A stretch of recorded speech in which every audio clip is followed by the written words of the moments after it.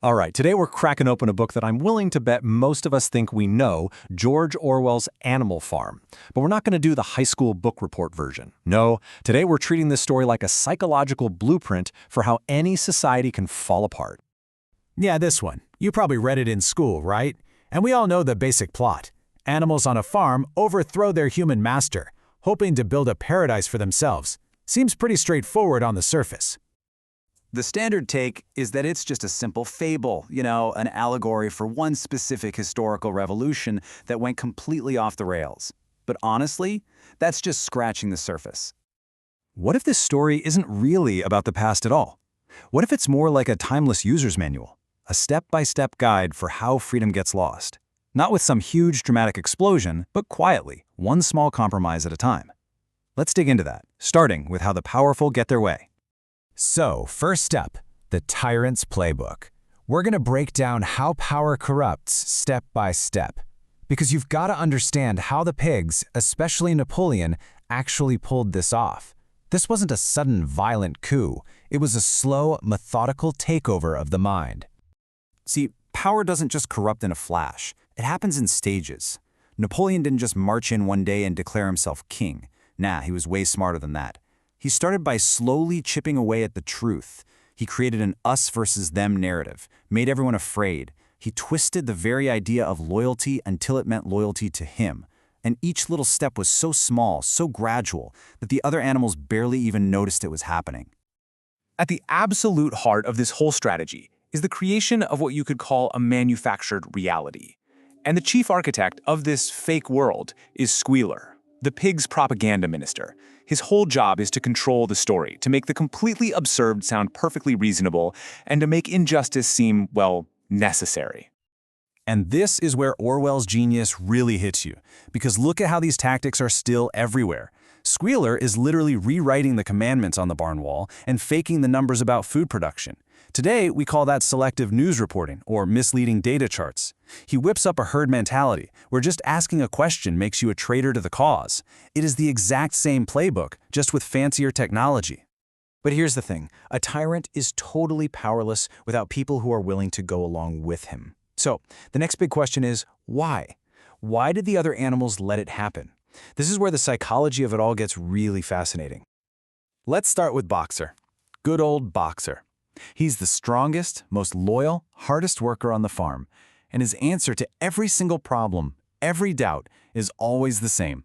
I will work harder, and Napoleon is always right. That right there is the psychology of the exploited. He has this deep, conditioned belief that if he just sacrifices a little more, if he just works a little harder, he can fix a system that is fundamentally corrupt. The thought that the system itself is the problem never even enters his mind. And then, you've got everybody else, the silent majority.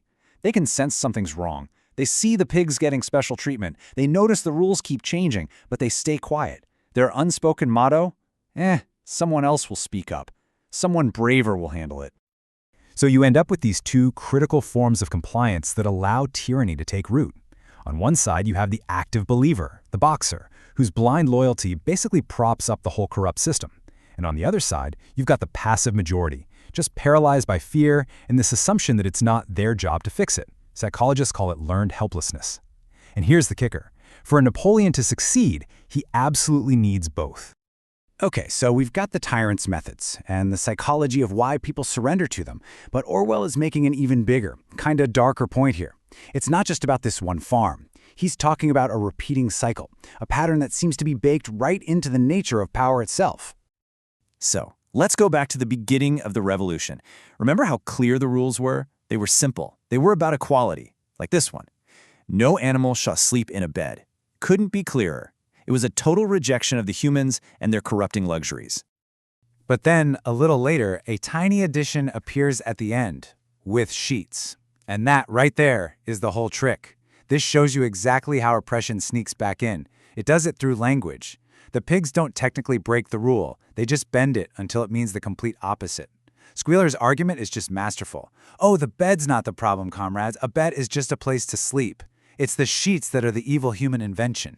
It's a subtle, brilliant corruption of the original idea. So why does this cycle keep repeating? Orwell's take is pretty stark. He's suggesting that any system, if you don't have constant vigilance and accountability, will naturally slide back toward these basic human tendencies. The drive for dominance, the comfort of a clear hierarchy, our own self-preservation. These aren't just minor character flaws. They're powerful forces that can easily twist a revolution into the very thing it fought against. And all of this leads us to the book's absolutely devastating final scene. And it's not just an ending, it's a warning that is just as relevant today as it was when it was written.